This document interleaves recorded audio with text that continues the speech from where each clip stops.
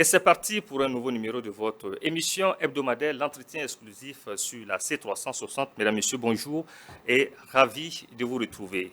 Aujourd'hui, nous allons parler de la vaste réforme en cours au sein du système éducatif au Burkina Faso, une réforme qui prendra en compte le volet formation militaire dès la classe de CP1.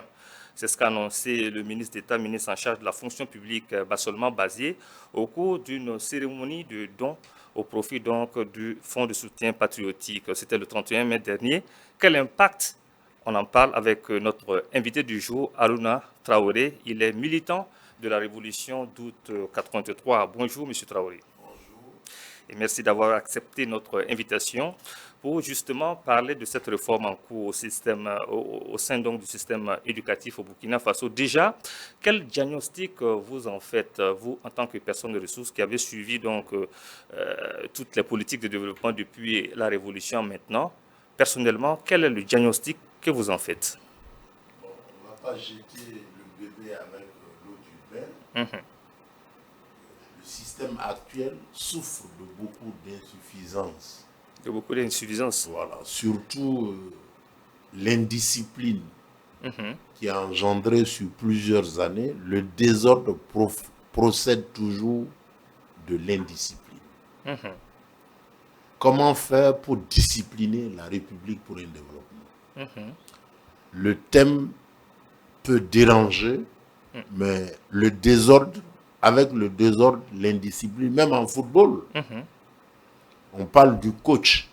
Quand l'équipe respecte les paroles du coach, on arrive à de bons résultats. Très clairement. Donc partout, quand on parle de formation militaire, les gens ne voient que les armes et tout. Mais ils ont oublié l'âme de la formation militaire, de toute formation militaire, c'est la discipline. La discipline. Voilà. Comment faire en sorte que les gens soient respectueux des règles de la République. Si vous voyez brûler un feu, c'est anodin. Piller les fonds de la République, c'est pas anodin, ça commence à devenir criard. Mais quand vous fouillez dans le background, quels sont les auteurs de ces faits-là? Ça a commencé depuis quelque part à l'école, au centre de formation. Tout résultante de l'indiscipline. L'indiscipline engendre le désordre de tous les méfaits. L'école burkinabé serait donc victime de cette indiscipline-là, vous voulez dire. Le désordre, les faits d'armes de cette indiscipline-là, vous avez vu dans un passé récent, il y a des élèves qui se sont permis de frapper ou de frapper leurs enseignants. Et même profaner le drapeau national. Le drapeau national. Et c'est passé comme une lettre à la poste. Alors que si c'était sous le MPCR2, les élèves de cette promotion-là, plus jamais dans cette République-là, ne vont prétendre à des fonctions publiques. Très clairement, vous voulez dire que c'est une vision éclairée qu'a eu donc le MPCR2 en voulant donc amener justement la formation militaire à l'école. Moi, je retiens la discipline que ça va engendrer. Jamais il ne viendra à la tête d'un élève, c'est pas pour jeter des fleurs au PMK, de manquer de frapper son enseignant. Ça relève de l'impossible. De brûler le drapeau national, ça relève de l'impossible. Donc, dès le bas âge, il faut vulgariser les bons comportements, les bonnes habitudes. Et ça commence dès l'enfance. Sous le ciment de l'école primaire, un corps sain, dans un esprit sain, vous commencez par des exercices pour vous maintenir en bon état, respect de soi, respect de l'autre. Petit à petit, on fera tout. Et comme cette guerre-là est une école pour nous, déjà nous voyons les fruits de l'indiscipline face à cette guerre-là. Donc, tirant les leçons... Alors, parlons-en. Oui. Les fruits de cette indiscipline au niveau militaire, au niveau donc, dans le cadre de la crise contre le terrorisme. Bon, c'est le désastre. Est-ce que vous êtes volontaire pour la défense de la patrie au plan donc militaire, dans le cadre de la lutte contre le terrorisme? Est-ce que le fait de réformer le système éducatif à ce niveau aura un impact donc dans la reconquête du territoire national? Tout à fait. Parce que la formation militaire, on ne peut pas demander à quelqu'un de donner ce qu'on ne lui a pas donné au préalable, qu'on ne l'a pas préparé. Voyez-vous, aujourd'hui, nous faisons face à une crise. Bon, face à la mort, vous ne pouvez pas inviter quelqu'un d'autre à venir faire face à la mort à votre place.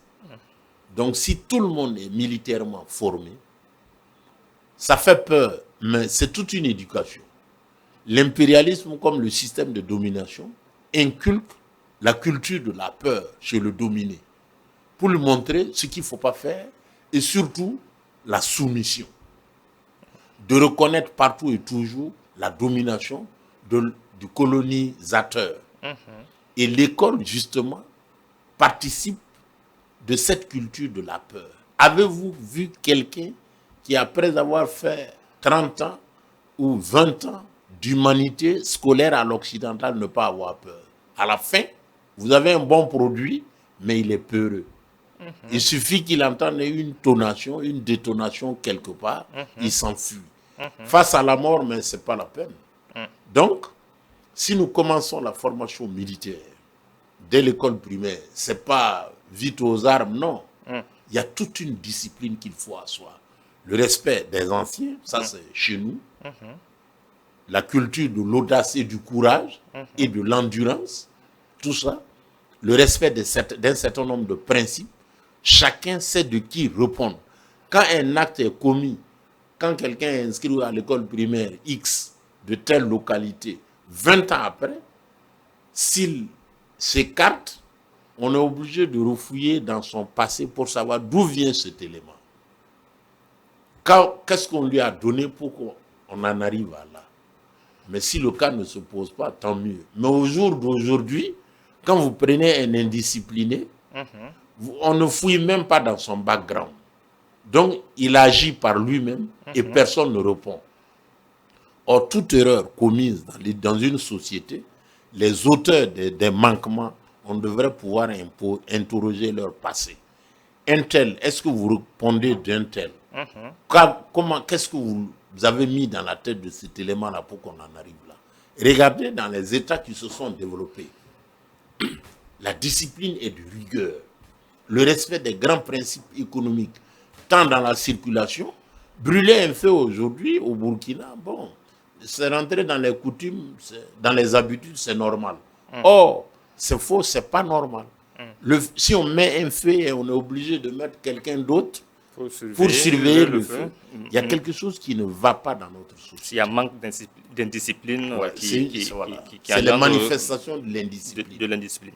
Alors, est-ce qu'on pourrait aussi s'imaginer, se dire qu'avec cette formation, ça va développer un réflexe d'interpeller toujours les autorités quand on voit des comportements suspects d'individus qui viennent dans les grandes cités comme Ouagadougou et Bobo Dioulasso, développer en ces Burkinabés donc le réflexe d'interpeller l'autorité en cas d'observation. La vigilance est de mise dans quand on dit mais l'État est organisé.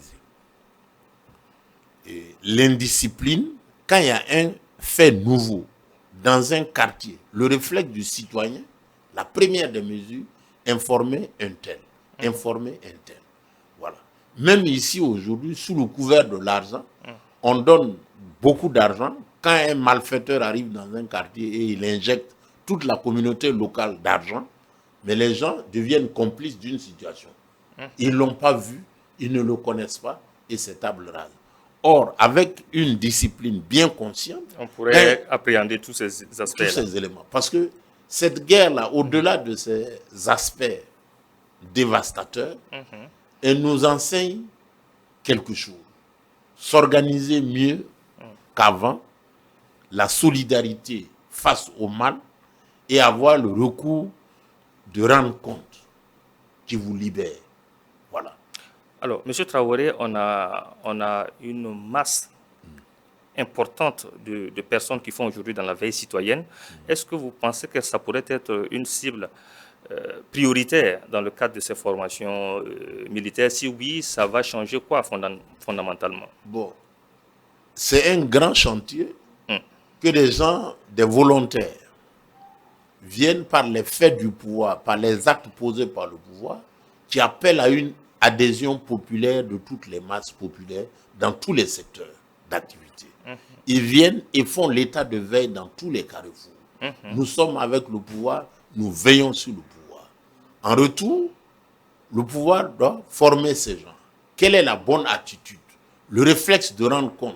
Si vous êtes là en veille citoyenne, si vous voyez quelque chose d'anormal, il faut signaler. Donc ces gens qui sont au dehors ont besoin d'une formation militaire comme la mobilisation générale. Je pense que l'interpellation qui est faite de nos jours, c'est d'avoir un peuple militairement conscient, militairement formé, sur toute l'étendue du territoire. Faut-il dans donc, chaque village, tous les compartiments de la République. Dans tous les hameaux de culture. Tout. La formation. Quand vous voyez le Burkinabé que vous rencontrez au Burkina pour la première fois, il est marre au budget de la défense nationale. C'est un VDP ou c'est quelqu'un qui est la défense. Partout, c'est comme ça. Faut-il donc généraliser à ce que vous dites? Il faut généraliser la formation. Non, partout. Vous voyez à Cuba, si on vous demandait, mais comment Cuba fait pour résister à la puissance américaine? Comment Cuba fait? C'est la discipline. On a organisé le peuple est fidèle. Fidèle et ses concitoyens. Tout le monde a l'esprit militaire. Tout le monde. Un couac, partout où vous rentrez, la toile est tissée.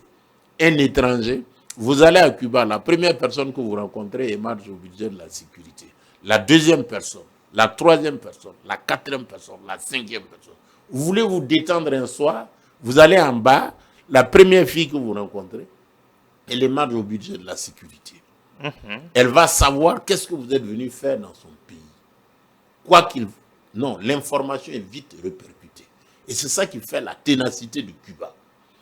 Ailleurs, on parle de dictature.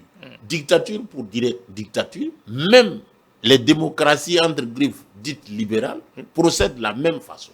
Vous allez aux États-Unis, dans n'importe quel quartier, un petit incident, vous ne voyez pas où sortent les armes. La dictature, c'est selon. Quand on voit... Voilà, la dictature, c'est selon.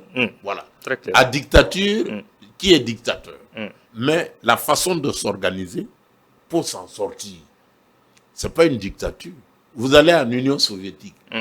Dans le périmètre insoupçonné, vous posez un acte, c'est très vite remonté. Alors, monsieur, on nous a toujours fait croire que la démocratie, c'était le meilleur modèle de développement.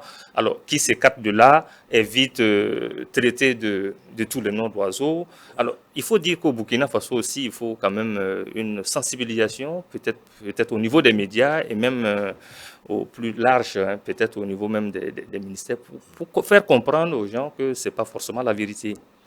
Bon, à beau mentir qui vient de loin, et l'habitude,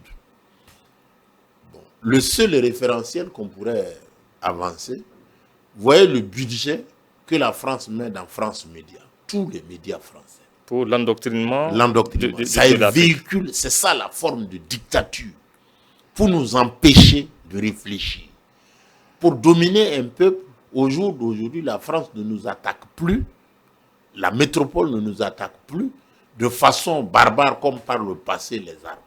Aujourd'hui, c'est le système d'information, la culture, le sport, partout tout est véhiculé pour faire douter le noir ou les peuples dominés pour qu'ils n'aient même pas la capacité d'une réflexion saine.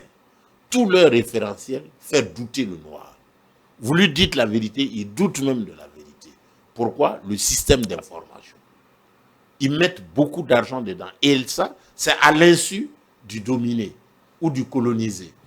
Donc, de ce point de vue, à dictature, on traite de dictature ceux qui ne font pas la même chose que vous. Aujourd'hui, quand vous présentez, nous parlons de la France ou de l'impérialisme français, les gens s'offusquent. Qu'est-ce qu'est la France? Tous nos malheurs viennent de la France. Mais c'est posé. Il suffit seulement de bien réfléchir. On nous a mis dans la tête que nous sommes pauvres. Loin de là. On nous fait cette guerre-là. Quelle est cette guerre-là? On vient tirer des coups de feu et on demande à la population de quitter vos localités. Ah bon? Mais il y en a qu'on tue sur place pour faire peur, mais on demande de quitter. Ah, il y a bien quelque chose derrière. Ils veulent faire un travail. Donc, concrètement, la discipline, inculquer les comportements normaux pour s'auto-défendre, ça commence depuis l'école primaire. On apprend à l'homme de s'aimer lui-même. Désormais et pour l'avenir, les biens collectifs doivent être bien gardés, bien respectés. Non, Quand vous recevez un étranger, voilà l'attitude, le comportement qu'il faut avoir. Même ces fondamentaux-là ne sont pas connus. Sous le prétexte de cette liberté ou bien de cette démocratie ou bien de cette capacité, les droits de l'homme. Le colonisateur nous tue, on ne parle pas de droits de l'homme.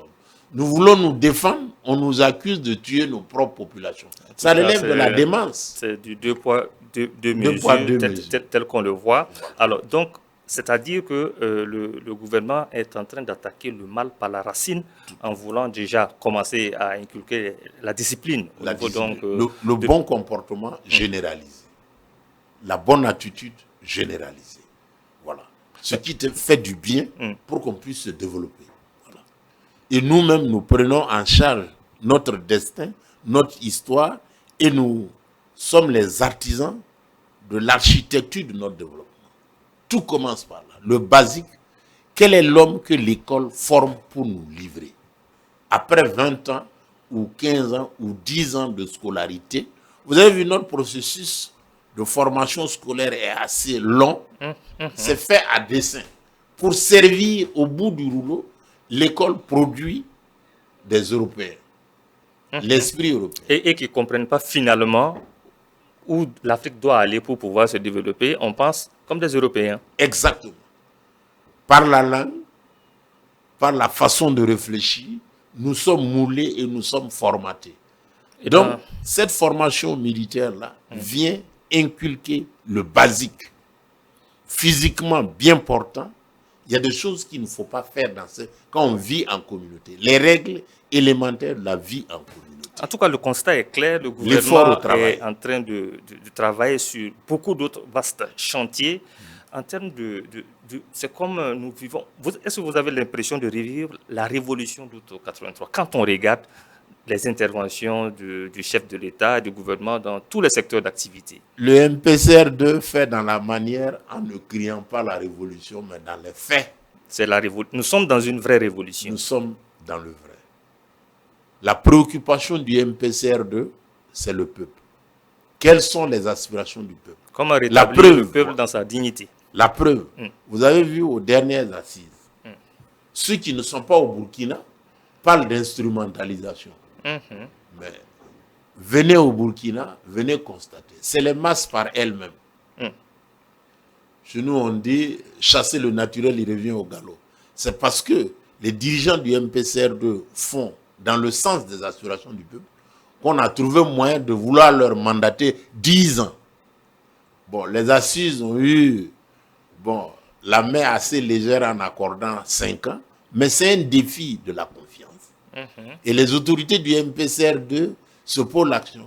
Qu'avons-nous fait pour mériter qu'on nous donne 5 ans? Donc, il faut renforcer les acquis parce qu'en vérité, le MPCR2 a travaillé dans le sens de l'aspiration. Les gens se voient dans les actes du MPCR2. Voilà pourquoi les gens veulent une prolongation. Certains ont même parlé d'une prolongation à l'infini, tellement que les gens sont satisfaits. Il y a une certaine légitimité, on va dire. Alors, M. Traoré, vous avez parlé tantôt d'un pan de développement au volet économique. Cette discipline va impacter quoi sur le développement économique et social au Burkina Faso? Vous savez, le commerce comme l'économie a pour basique la confiance. Au jour d'aujourd'hui, vous avez certaines économies, certaines grandes fortunes qui sont acquises sur la malhonnêteté. Dribbler l'État, dribbler ses concitoyens, ou bien dribbler un étranger, ou bien escroquer un étranger. Quand vous êtes dans un corps de métier qui n'est pas basé sur la confiance, dont l'âme de ce métier-là, c'est la confiance, il y a quelque chose qui ne va pas. Comment faire en sorte que les gens ne s'escroquent pas dans cette république-là? Quand vous escroquez quelqu'un, vous êtes vite pris. Et la discipline, là, procure l'honnêteté. Et nous devons veiller à cela. Comment le faire? Il faut butiner. On assoit une discipline par la formation militaire, le maniement des armes, comment se maintenir en bonne santé et partout être digne en étant honnête. C'est pas se contenter, avoir le courage de se contenter de ce qu'on a et de mieux faire avancer pour se sortir d'affaires. Ne pas lier son sort à l'aide. Ceux qui nous aident veulent nous soumettre. La main qui donne est toujours au-dessus, la main qui reçoit. Donc le Burkina peut s'occuper de lui-même. Et se départir de l'aide. On voit aujourd'hui, les gens souscrivent volontairement au fonds de soutien patriotique. Voilà. Ce qui est quand même impressionnant. Voilà. C'est toute une école que la transition est en train de donner aux gens. C'est le mérite de la confiance. Quand on fait confiance aux dirigeants, on donne son argent. Vous avez vu l'APEC. L'APEC, c'est le financement de l'économie nationale par l'épargne nationale. On investit en APEC parce qu'on fait confiance à l'État et à ses institutions. On donne de l'argent pour soutenir le Front patriotique, l'effort de paix, parce qu'on fait confiance aux dirigeants. Quand vous donnez votre argent et vous voyez du côté droit ou gauche, voilà les armements qui sont acquis au nom de ce que vous avez donné. Voilà le fruit de vos contributions. Ça, c'est du concret. Hier, vous avez vu, dans un passé récent, les gens ne donnaient rien. On prenait, le Burkina s'endette et achète des armes de l'obscurité. On ne nous a jamais fait un compte rendu de ce qui était acquis avec le budget national. Cette fois-ci, le peuple cotise et voici les résultats de la cotisation. Des drones, des chars, de l'armement, et chaque fois, la République est mise. Voilà ce que nous avons fait de votre argent. Voilà, le compte rendu. Et moi, ça a l'avantage de la sincérité. Redevabilité de l'autorité. Qu'est-ce qu'on fait de notre argent? Qu'est-ce qu'on fait de nos contributions volontaires? Et ça donne le courage à ceux qui n'ont pas encore cotisé de donner de l'argent. Parce qu'à la tête de la République, vous avez des hommes de confiance, des gens dignes de confiance. Vous leur donnez votre argent, voilà. Et les détournements sont aussi sanctionnés avec une rigueur ferme. Celui qui est pris dans la main dans le sac en train d'avoir un comportement déviant, la sanction doit être à la hauteur. Vous avez vu certains officiers qui ont été radiés de l'armée. Voilà. Donc, ce sont des décisions fortes qui donnent matière à réfléchir aux gens. Tout à fait. Ça fait tache d'huile en même temps. Voilà. Et donc, encore une fois, il faut avoir le courage de commencer quelque part. La formation militaire vise à inculquer aux masses populaires la discipline, l'organisation. On ne peut aller en progrès qu'en ordre organisé. Et vous l'avez dit, tous les pays développés sont en général des pays bien disciplinés, où les gens sont vraiment dans une sorte de discipline. Voilà. En Allemagne, par exemple, vous jetez le lotus dans la rue, toute la circulation s'arrête. Et ce comportement-là viennent depuis le temps d'Hitler. Ouais. Comme quoi la discipline paye. Un peuple organisé gagne toujours. Un peuple organisé est toujours invincible. Nous ne comptons pas seulement sur les forces de défense et de sécurité ou les volontaires. Nous voulons que tout le monde, à tous les niveaux, soit un VDP. Vous êtes un commerçant VDP. Vous avez une réplique. Journaliste VDP. Voilà. Voilà, vous parlez pour la nation. Parce que cette guerre-là, nous jouons notre vie, nous jouons notre survie. Ceux qui nous attaquent veulent l'extermination de l'État Burkina Faso. Nous sommes atteints dans notre existence même. Faire ce combat, parler pour la République, c'est défendre. Encore faut-il vivre pour pouvoir parler de Burkina Faso. Ça n'incombe pas que le militaire. Non. À tous les échelons, à tous les corps de métier. Le devoir d'honnêteté, le devoir de dignité, le devoir de probité incombe à tous les citoyens de ce pays-là. L'effort de paix, ça incombe à tout le monde. Et le premier responsable donne le bon exemple. Au commencement, camarade président, voulez-vous qu'on vous fasse des indemnités particulières? Il dit non, pas la peine.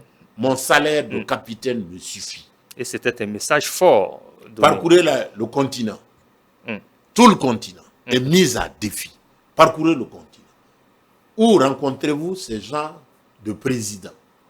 Dans un passé récent, on l'avait vu avec le président Thomas Sankara. Encore une fois, l'histoire se répète. Voilà quelqu'un qui vient aux affaires et qui dit qu'il peut se contenter de son salaire de capitaine. Sans dire donc long, et c'est l'exemplarité. Voilà. La tête donne la tonalité. Les devoirs des Burkinabés, être Burkinabé, c'est être honnête. Être Burkinabé, c'est de la dignité. Être Burkinabé, c'est être prêt à la guerre partout. Quand vous voyez, ne soyez pas complices des faits qui procèdent, qui vont tuer nous tous. Tu prends 100 000 ou 10 millions pour qu'on tue beaucoup de tes frères. Donc, tu es à pendre. Voilà. Ne pas être complice des facilités.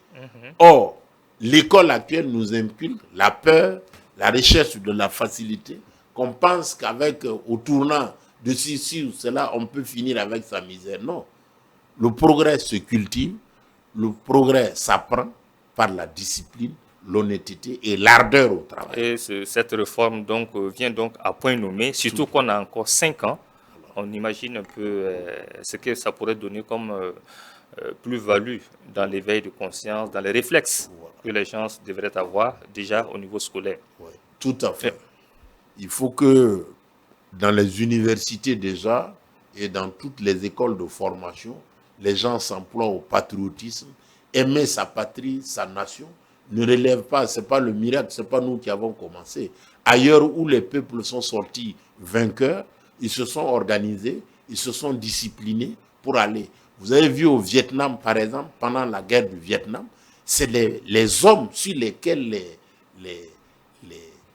les blindés ont marché pour traverser des fleuves entiers. Cela relève du courage national.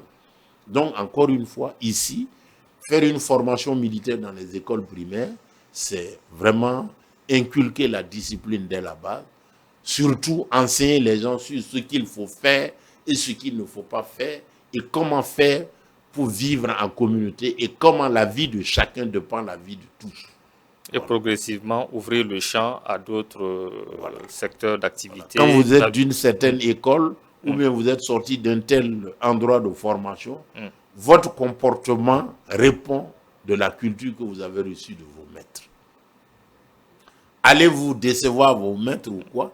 Quand vous êtes formé, quand vous avez un comportement déviant, c'est toute votre communauté. C'est toute une institution que vous mettez en branle. Et face à cette institution-là, la sanction doit venir. Vous devez avoir honte de poser certains actes dans une république. Quand vous avez reçu un cursus, votre cursus, au jour d'aujourd'hui, camarades journalistes, est-ce que vous pouvez me dire, quand vous posez un acte, quels sont les gens qui pensent à leur institution, à leur communauté? Je suis de telle communauté, je ne dois pas faire ça. Je suis de telle communauté, le devoir de bien faire s'incombe à moi. Et partout où les gens ont réussi, c'est par ces actes-là. Voilà. Et c'est par cette pédagogie élémentaire-là, inculquée depuis le bas âge. Les gens estiment qu'ils ne peuvent pas faire. Et si vous voyez bien, tous nos comportements déviants procèdent de l'image que les gens suivent à la télévision. Nos télévisions, nos écrans sont envahis. L'anormal devient normal. L'interdit devient possible. Parce qu'on a vu ça à la en télé. Force de fournir voilà. Chaque jour que Dieu fait, donc, finalement, ça finit par impacter sur les comportements des individus. Voilà. Mieux vaut tard que jamais, vivement cette formation pour qu'on sache d'où nous venons et où nous voulons aller. Voilà, donc ça sera le mot de fin. Nous retenons que selon vous, c'est une réforme en cours qui vient justement à point nommé et pourquoi pas généraliser à l'ensemble des Burkinabés pour venir progressivement à bout de l'île terroriste au Burkina Faso. Merci, M. Traoré, d'être passé sur ce plateau. Je vous remercie également. Merci à vous, chers téléspectateurs, d'être restés tout au long de cette émission et dans une semaine avec un nouvel invité et un nouveau sujet d'actualité.